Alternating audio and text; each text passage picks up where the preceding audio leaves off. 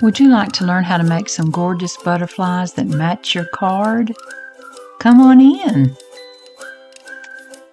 Hello, welcome to Senior Susie Stamps. This is Julia Laird, and today I wanted to show you how I make these beautiful butterflies. I use a Tim Holtz die. It's 664166. It's a big Z die, and it has 3 pieces: the small butterfly, the large butterfly, and then the butterfly body. So I've already cut what I need out of heavy cardstock. This is 110 271 GSM cardstock. So it's heavier than what would go through a punch. And I want to show you how I colorize that. And I need another card similar to this one, and I'm going to use this paper. So we're going to do it in this color scheme today. I like to keep them kind of in a little monochromatic color with these big cards like this, so that they're not quite so in your face, if you will. So I start with a piece of acetate, and I just have it glued to a piece of white cardstock on the back, so that you all can see it a little bit better. Now, I know this ink color doesn't exactly match this paper, and I am perfectly fine with that, but I'm going to use some Grapefruit Grove. This is an old stamp pad. It was Groovy Guava, and now it has Grapefruit Grove over top of it, so who knows what color it actually is. But it kind of corresponds a little bit with this paper, so I'm pretty good with that. Now, I start by putting a little bit of ink down and spritzing it with some fine water mist. And then I take my paintbrush, this little fine tip brush, and I just kind of mix the lines out. All I'm doing is destroying those harsh lines, because I don't want anything in my butterflies that looks like that. So, and then I'm just going to take my butterfly and smoosh it down on there a little bit. White doesn't bother me.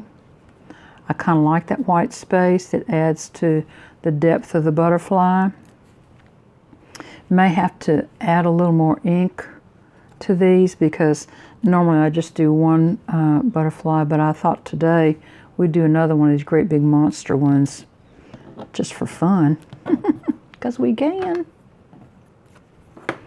All right. There.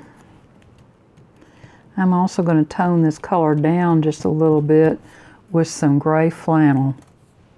So that's the next color I'm going to put on here. Add a little more water. Now on this gray, I just really kind of want to get a little depth to the outside of the wings, and probably some in the center of the body.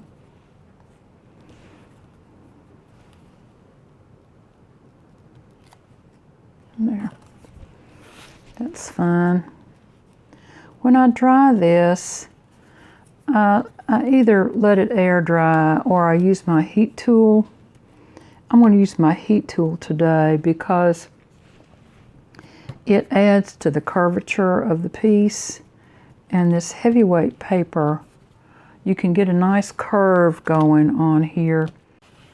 Now I also want to add a little bit more of this gray flannel ink using my paintbrush technique that you all have seen before. Don't want to add too much water back to this piece, but I want to get all my wet ink work done before I dry it for the final time. And all I want to do is add some shading around the outside of these wings, just to give it a little more contrast and interest. And then up next to where the body's going to go on the top piece, I'm going to gray that in as well. And this doesn't have to be exact. You can see this is just ink blot, if you will. But it adds a certain amount of depth and interest to the piece. Looks like I almost burnt that there, doesn't it? It doesn't matter. All that adds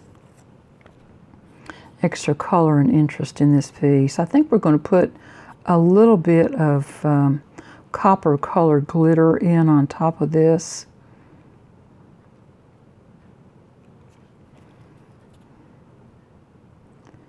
There.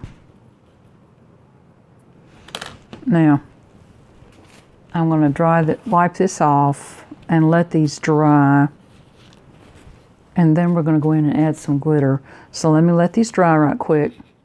Now, to apply this glitter, I use a technique that I use for doing flowers and butterflies and anything that I really want to have more than just a little edging of glitter. And I'll take my acetate and just squiggle out glitter and then smoosh it, just like you smoosh ink. And what you don't want to do is have hard straight lines of glitter, and you don't want to have it all over glitter either, if that makes any sense. So you have to make sure that your piece is good and dry before you start this. Otherwise, it doesn't have a good glue adherence, and it starts to brush off then later on in the piece, in the process. Now, to clean off my little acetate strip here, I'm just going to use a few little spritzes of water and wipe it down. And then this wet wipe that I've got here will go in the trash so that I don't get glitter all over everything else that I'm working on. I find this technique to be very successful, and the glitter, see on this one, that glitter stays on. It's not coming off. Now on the body of this piece, I'm going to go in with my Copic marker, and this is C3, and all I'm going to do is go around the outside a little bit and add a little shadow depth to that. And then I'm going to add an outside black line to both the butterfly and the body piece. And I'm going to do that with my big black Sharpie marker that has this big chisel point on it. I don't know why, but for me, when I use this chisel point, I have a little bit better control. You can see how I've got my hands kind of locked together there. So I'm not doing it free-handed. I've got good control over my black marker because, believe me, I've drawn my marker across the piece of many, many things that I was putting a black edge on, and it's an aggravation to be almost through with something and doing a black edge and then drag it across and ruin it. So I don't do that anymore. Now, this is a Jelly Roll pen called Moonlight. It's 06. And all I'm going to do is add some little dots on this little body. And that's just for extra interest. You certainly don't have to do that. This butterfly does not have any antennae. That doesn't bother me. But I like to have the body have a little bit of extra interest in it. So let me show you this other one again. You might not have noticed it, but you can see it here. Before I do anything else, I want to make sure that this glitter glue is completely dry. So I'll be back in just a few minutes, and we're going to put a black edge around this. There now, I think that's dry enough to proceed on. And all I'm going to do is to take my black Sharpie and add a little black edge to this. It really helps it stand off the page and adds a little drama to the butterfly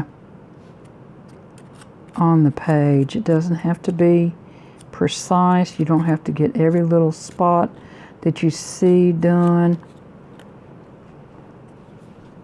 It really kind of creates its own little shadow, if you will, and gives the butterfly some additional depth.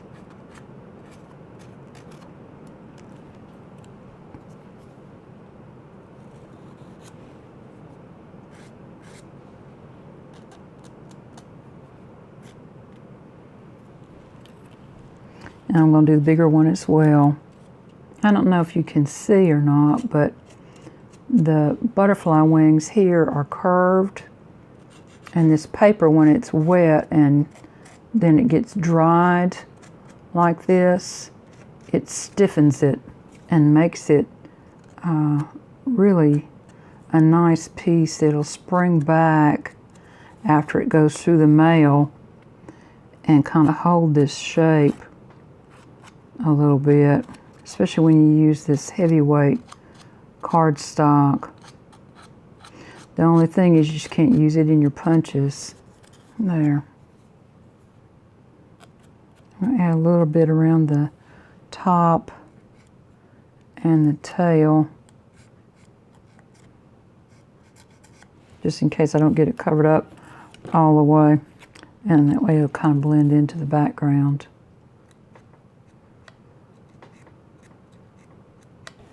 There. Now, I think I might want to put just a touch more gray pen on this one, just for a little extra shading. It makes it a little bit more mottled. It's kind of the look I was going for.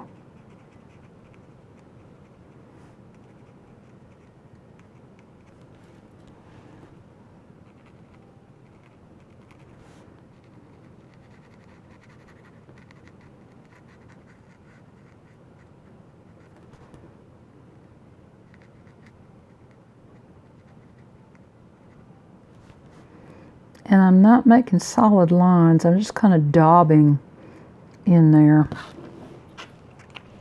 And that may look crappy right now, but once we get that body on there, it's going to look just fine. Okay, I'm going to put my glue down and start putting my butterfly together.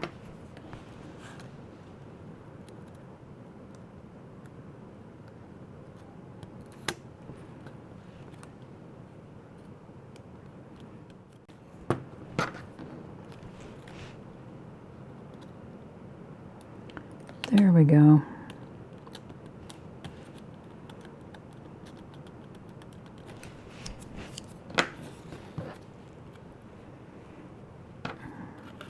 Now I want this wing to bend up just a little bit, so very carefully, and not to crack that glitter off, I'm going to lift that just a little bit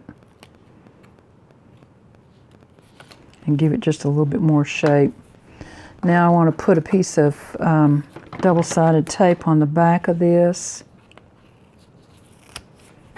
and when I put it on the card, I'm going to put glue on top of that double-sided tape so that it hangs on good and tight, because this is a pretty big piece for just that little bit of tape. I want these wings to come up a little more. There we go. Now we get the card back.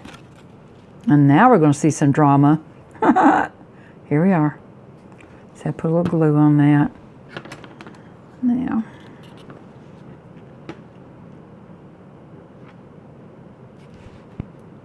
And as I said, this color is not exactly the same as that color. I just don't mind that at all. I think that's fine. Okay, here's the cards finished. This is that butterfly that we worked on today. I added a few little sequins and finished the inside. I had a little butterfly on hand already that was the same color base from this paper that I've been working on, and I thought it was a nice little addition to that. Here's some other cards that have single layer butterflies, and it's the same. This one has a little gem head on it. And this one does as well. You can do this process with designer paper, which is a little lighter weight, as I did here. And on the glitter, instead of smooshing it that way, I just took my rounded edge acrylic block and just drug it across. I put the glitter glue directly onto the designer paper and came up with an end result that looked like this. And then I was able to put this lightweight paper in my punch. These were done just exactly the way we did today, but they are punched instead of die cut. So that's all I got today. Come back soon, y'all. Talk to you then. Bye-bye.